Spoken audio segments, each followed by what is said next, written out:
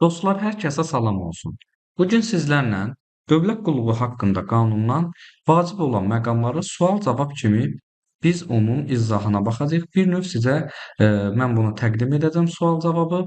Onu da qeyd edim ki, bundan əlavə olaraq digər mövzular haqqında da istər dövlət qulluğu, etik davranış qaydaları və digər qanunlar haqqında da qızıl qaydalardan belə deyək, mövzu izahı olacaq.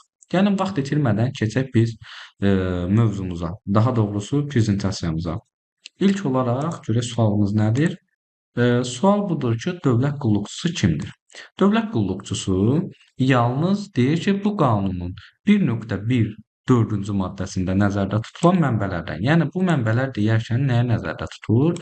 1. Azərbaycan Respublikasının büdcəsi və Naxçıvan Muxtar Respublikasının büdcəsindən dövlət məvacibi alan, bu qanunla müəyyən edilmiş qaydada inzibati, baxım və ya yardımçı dövlət qulluğu vəzifəsini tutan, ixtisas dərəcəsi verilən və Azərbaycan Respublikasına sadiq olacağına and içən Azərbaycan Respublikasının vətəndaşı dövlət orqanının işçisidir.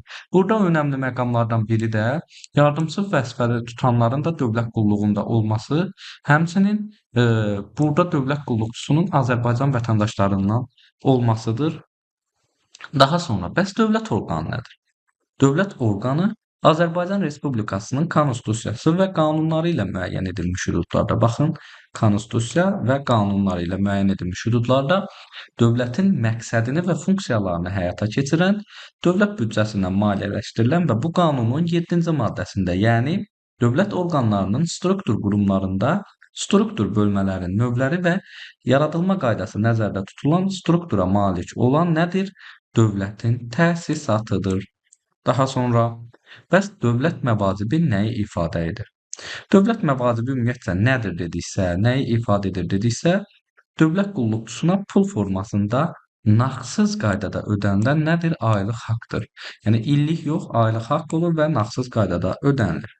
Dördüncü isə rotasiya nə deməkdir? Qısa şəkildə yer dəyişmədir. Yəni inzibati vəzifə tutan dövlət qulluqçularının bir vəzifədən başqa vəzifəyə keçirilmə prosesi. Baxın, burada yardımçı yox, məhz inzibati vəzifədən söhbət gedir. Daha sonra 5-də dövlət qulluqçusunun xidməti fəaliyyətinin qiymətləndirilməsi nəyi əhatə edir? Dövlət qulluqçusunun xidməti fəaliyyətinin qiymətləndirilməsi, onun cari fəaliyyətinə nəzarət, peşə səriştəliyinin artırma və işçinin irəli çəkilməsi üçün potensialını müəyyənləşdirilmək məqsədi ilə keçirilən nədir? Bir yoxlama prosesidir. Daha sonra burada prezentasiyamda yanlışlıq olub. Bu qanun, yəni dövlət qulluğu haqqında qanun hansı şəxslərə şamil edilmir? Gəlin baxaq. Bir qismini yazmışam burada. Qanun dövlət orqanlarının tabeliyində olan hüquqi şəxslərin işçilərinə şamil edilmir. Bu işçilərin əmək münasibətləri əmək məcəlləsi ilə tənzimlənir. Diqqətli olun. Daha sonra dövlət qulluğunda qəbul hansı prinsiplərə əsaslanır? Bu da var. Dövlət qulluğuna qəbul şəffaflıq əsasında müsabiqə və müsahibə yolu ilə həyata keçirilir. Yəni bu prinsiplərdən söhbət gedir. Dövlət qulluğunun xüsusi növündə çalışan şəxslərin qulluq keçməsi hansı qanunlarla tənzimlənir?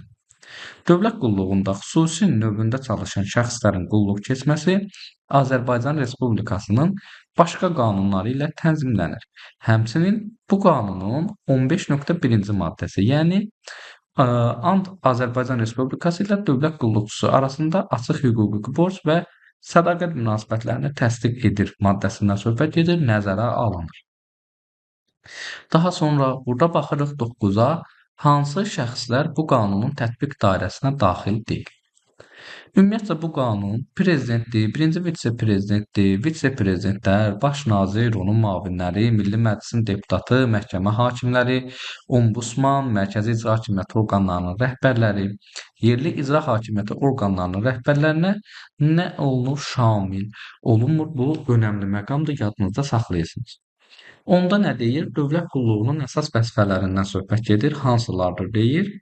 Azərbaycan Respublikasının konstitusiyası və digər qanunvericilik aktları əsasında vətəndaşların hüquq və azadlıqlarının təmin edilməsi, dövlət orqanlarının səlahiyyətləri hüdudunda qərarların hazırlanması, qəbul edilməsi, icrası və onların icrasına nəzarət edilməsi, Dövlət orqanlarının səmərəli fəaliyyətinin və dövlət qulluqçuları tərəfindən qulluq funksiyalarının icrasının təmin edilməsi. Baxın, 2 dənə təmin edilmək məsələsi var. Bunu da deyim ki, dövlət qulluğunun vəzifəsi, prinsipləri ilə bağlı da mənim ayrıca YouTube-da videom var. Yəni bu 2 təmin edilmə söhbətini gördünüzsə, bilirsiniz ki, bu vəzifədir, prinsip deyil. Daha sonra Dövlət qulluğunu idarə etmə şurasından danışırıq ki, bu idarə etmə şurası nələri həyata keçirir? Qanunun tətbiqinə nəzarəti, dövlət qulluğunun normativ metodiki təminatını həyata keçirir. Şuranın üzvləri kimlərdən ibarətdir və kimlər tərəfindən təyin olunur? Ümumiyyətcə 18 nəfər üzv var. 6 üzvü prezident tərəfindən, 6 üzv Milli Məclisin sədri, 6 üzv isə Konstitusiya Məhkəməsinin sədri tərəfindən təyin edilir və şuranın səlahiyyətləri qanunla təsdiq edilən əsasnamə ilə müəyyən edilir. Bax bu hissə son mart imtahanında qəbula düşmüş sual idi. Daha sonra 17. Şura öz səlahiyyətlərini nə ilə həyata keçirir? Şura dövlət orqanı deyil və onun üzvləri öz səlahiyyətlərini ictimai əsaslarla həyata keçirirlər, yəni pul almırlar onların üzvləri. Şuranın fəaliyyətinin təşkilini müvafiq icra hakimiyyəti orqanının müəyyən etdiyi orqan tərəfindən yaradılan katiblik həyata keçirir. Bax, bunu da yadınızda saxlayırsanız. Kim həyata keçirir? Katiblik. 18-ci sual. Şuranın qərarlarının icrası necə həyata keçirilir? Ümumiyyətcə, şuranın qəbul etdiyi qərarlar müvafiq dövlət qulluqçuları üçün müvafiq olaraq Azərbaycan Respublikasının prezidenti, Milli Məclisin sədri və Konstitusiya Məhkəməsinin sədri tərəfindən təmin edilir. Kimlər üzvləri təyin edilirsə, onlar tərəfindən də təmin olunma prosesi həyata keçirilir. Və bir də onu da qeyd edək ki, artıq qərarlar verildikdən sonra, yəni söhbət şuradan gedir, bu qərarların icra edilməsi üçün 3 iş günü müddətində müvafiq dövlət orqanlarına göndərilir. Və dövlət orqanlarının rəhbərləri də həmin qərarın icra vəziyyəti barədə 30 gün ərzində şuraya təqdim etməlidirlər. Yəni birində iş günü var, ancaq geri qaytaranda isə iş günü nəzərə alınmır. Sadəcə 30 gün. Daha sonra 19-cu sual. Dövlət qulluğu haqqında qanunvericilik nədən ibarətdir? Əlbəttə ki, Azərbaycan Respublikasının Konstitusiyasından, elə dövlət qulluğu haqqında qanundan, tərəfdar çıxdığımız beynəlxalq müqavilələrdən və bir də ki, dövlət qulluğunu hüquqi cəhətdən tənzim edən və dövlət qulluqçularının hüquqi vəziyyətinin xüsusiyyətlərini müəyyən edən digər qanunvericilik aktlarından ibarətdir. Sual 21-ə baxaq. Dövlət orqanlarının struktur qurumlarında struktur bölmələrin növləri necə müəyyən edilir və yaradılma qaydası nədir? Dövlət orqanlarının struktur qurumlarında işçilərin müəyyən edilmiş say həddi daxilində şöbə və ya sektor yaradıla bilər. Minimum 8 iştirak tələb olunur şöbənin yaradılması üçün. Dövlət sirrinin mühafizəsi üzrə struktur bölmələrdə isə bu say 3 ştat vahidinə endirilir. Yəni bölmənin yaradılması üçün isə 3 minimum ştat lazımdır. Sektor üçün də eyni şəkildə minimum 3 ştat vahidi müəyyən edilir. Daha sonra struktur bölmələr var təmin edilir, bir də var yardımçı vəzifə kimi təsnifləşdirilir və müvafiq icra hakimiyyəti orqanı tərəfindən təsdiq edilmiş siyahıya əsaslanır. Bəs deyir dövlət orqanları necə təsnifləşdirilir? Dövlət orqanları status, iyarxiya və yurisdiksiya nəzərə alınmaqla aşağıdakı kateqoriyalar üzrə təsnifləşdirilirdi. Yəni biz bu haqda burada yazılıb aşağıdakı kateqoriyalar bilirsiniz ki, dövlət orqanlarının 5 kateqoriyası vardır. O haqda da mənim ətraflı videom var. Ona da baxa bilərsiniz. Daha sonra dövlət orqanlarında vəzifələr necə təsnifləşdirilir? Dövlət orqanlarında vəzifələr həmin vəzifələrin funksiyalarının məzmununa, səlahiyyətlərinin mənbəyinə və tutulma üsullarına əsasən bir olur inzibati və bir də olur yardımçı vəzifələrə bölünür. İnzibati və yardımçı vəzifələrə aid ixtisas tələbləri nədir? İnzibati və yardımçı vəzifələrə aid ixtisas tələbləri vəzifə iddiasında olan şəxsin həmin vəzifənin öhdəsindən gəlməsi üçün kifayət qədər səriştəyə malik olmasını təmin edir. Tələblər də aşağıdakı şəkildə olur. İnzibati vəzifədirsə, burada ali təhsil olmalıdır. Əgər başqa ali təhsiliniz varsa, o zaman iddia etdiyiniz vəzifənin profilini öyrənməlisiniz. Yardımçı vəzifədə olanlar isə orta təhsilli olmalıdır. Söhbət gedir tam orta təhsilli. Onu da qeyd edək ki, həm inzibati, həm də yardımçı vəzifələr üçün əlavə tələblər qanunvericilik və vəzifə təlimatları ilə müəyyən edilir. Daha sonra 28 dövlət qulluqçusunun andı nəyi təsdiq edir və hansı şəraitdə and içilir? And ümumiyyətlə dövlət qulluqçusu ilə Azərbaycan Respublikası arasında hüquqi borc və sədaqət münasibətlərini təsdiq edir. Əgər ilk dəfə daimi dövlət qulluğuna qəbul edilmisinizsə, o zaman vəzifənizin icrasına başlamamışdan əvvəl and içməlisiniz. Dövlət qulluqçusunun şəxsi işi necə tərtib edilir? Dövlət qulluqçusunun şəxsi işi dövlət qulluğu keçdiyi dövr ərzində yalnız bir dəfə tərtib edilir və aparılır. Onu da qeyd edək ki, şəxsi işə qanunda müəyyən olunan qaydalara əsasən müəyyən sənədlər və məlumatlar daxil edilir. Şəxsi işin aparılma qaydaları dövlət orqanı tərəfindən müəyyən edilir. Dövlət qulluqçusunun şəxsi işinin aparılması ilə bağlı tələblərin pozulması halında məsuliyyəti inzibati xətalar məcəlləsinə əsasən müəyyən edilir. Yəni, şəxsi işin aparılmasını pozan şəxslər inzibati xətalar məcəlləsinə əsasən məsuliyyətə cəlb olunur. Bu yadınızda saxlayın. Bu haqda qısa da deyə bilərəm ki, məsələn, siz dövlət qulluqçusu olduğunuz dövr ərzində hər hansısa bir təşəkkürnamə, bir töhmət alarsınızsa, o sizin şəxsi işinizdə tərtib olunur. Daha sonra burada prezentasiyada nəsə yanlışlıq olub. Dövlət orqanının rəhbəri xidməti araşdırmanın nəticəsi barədə məlumat aldıqdan sonra hansı qərarı qəbul edə bilər? Birincisi budur ki, müraciətin əsas olduğu təsdiq edildikdə mülki hüquqi və ya inzibati məsuliyyətə səbəb ola biləcək əlamətlər varsa, müvafiq tədbirlər görülməsi və ya cinayət əlamətləri varsa, sənədlərin baş prokurorluğa göndərilməsi barədə, əgər müraciət əsaslı təsdiq olunarsa, əsaslı olduğu, amma məsuliyyətə səbəb ola biləcək əlamətlər olmadıqda intizam məsuliyyətinə cəlb olunması, müraciət əsaslı olmursa, o zaman icraata xitam verilməsi barədə qərar qəbul edə bilər. Dövlət qulluqçusuna xidməti vəsiqə nəyi təsdiq edir? Xidməti vəsiqə dövlət qulluqçusunun vəzifəsini və ixtisas dərəcəsini təsdiq edir. Dövlət qulluqçularının reestri nədir? Dövlət qulluqçularının reestri dövlət qulluqçuları barədə məlumatlardan ibarət dövlət informasiya ehtiyatıdır. Daha sonra dövlət qulluqçusuna xidməti vəsiqə kim tərəfindən verilir? Xidməti vəsiqə qulluq keçdiyi dövlət orqanı tərəfindən verilir. Xidməti vəsiqəsinin nümunəsini kim müəyyən edir? Xidməti vəsiqənin nümunəsini müvafiq icra hakimiyyəti orqanı müəyyən edir.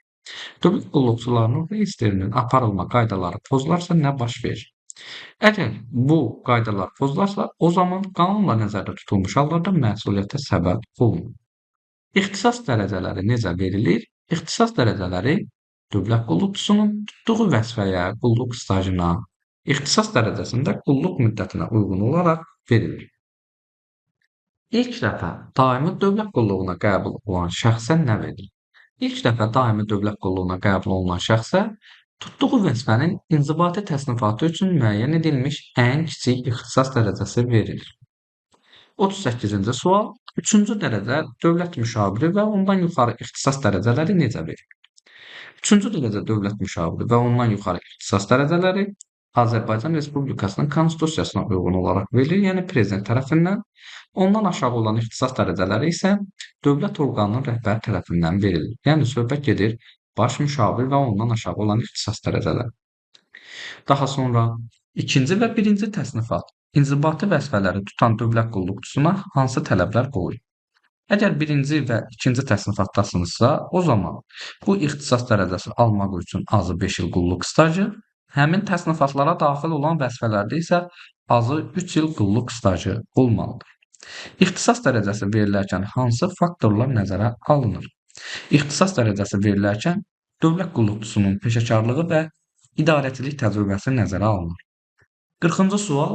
Növbəti ixtisas dərəcəsi almaq üçün hansı müddətlərə əməl olunmalıdır? 3-cü, 5-ci təsnifatda 3 ildir, 6-cı, 7-ci təsnifatda 2 ildir.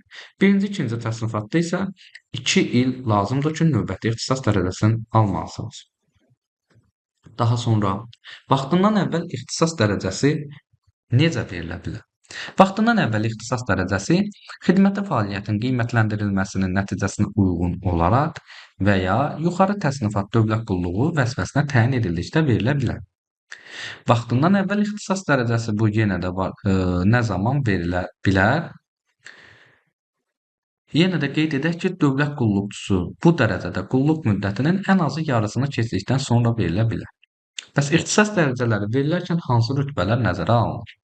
Xüsusi, hərbi və diplomatik rütbələr nəzərə alınır və bu rütbələrlə ixtisas dərəcələri qarşılıqlı uyğunlaşdırılır. Dövlət qulluqçusuna ixtisas dərəcəsi necə aşağı salına bilər? Dövlət qulluqçusunun ixtisas dərəcəsi intizam tənbehi qaydasında bir pillə aşağı salına bilər. İntizam tənbehi tətbiq olunarsa, ixtisas dərəcəsinin aşağı salınması nə zaman hesablanır? İxtisas dərəcəsinin aşağı salınması həmin intizam tənbehi haqqında əmrin imzalandığı gündən hesablanır. Və 46-cı sual, ixtisas dərəcəsinin verilməsi və ya aşağı salınması zamanı hansı qeydlər edilir? Əlbəttə ki, bu işləri şəxsi işdə və əmək kitabçasında müvafiq qeydlər aparır. 48-ci sual, dövlət qulluqçusu hansı məlumatları gizli saxlamalıdır? Dövlət qulluqçusu vəzifə borcunun yerinə yetirilməsi zamanı vətəndaşların şəxsi və ailə həyatı, şərəfi və ya ləyaqəti ilə bağlı məlumatları gizli saxlamalıdır. Dövlət qulluqçuları hər il hansı məlumatları rəhbərlərinə təqdim etməlidirlər? Öz gəlirləri söhbət hər il gedir, öz gəlirləri və əmlak vəziyyəti haqqında maliyyə hesabatı təqdim etməli, əlavə gəlirlərin mənbəyini, növünü və məbləğini göstərməlidirlər. Dövlət qulluqçuları hansı hallarda tibbi komissiyalarda müayinə olunmalıdır? Dövlət qulluqçuları qanunvericiliklə müəyyən edilmiş hallar və qaydada öz fiziki və əqli qabiliyyətinin və ya tapşırılan funksiyalarının icrasına yararlı olmasının müəyyən edilməsi üçün tibbi komissiyalarda müayinə olunmalıdır. Bununla da biz 50 sualın izahına baxmış olduq. Baxdığınız üçün hər birinizə təşəkkür edirəm. Sağ olun. Onu da qeyd edim ki, bu videonun dövlət qulluğu haqqında qanunun ikinci hissəsi də sizə təqdim edərəm.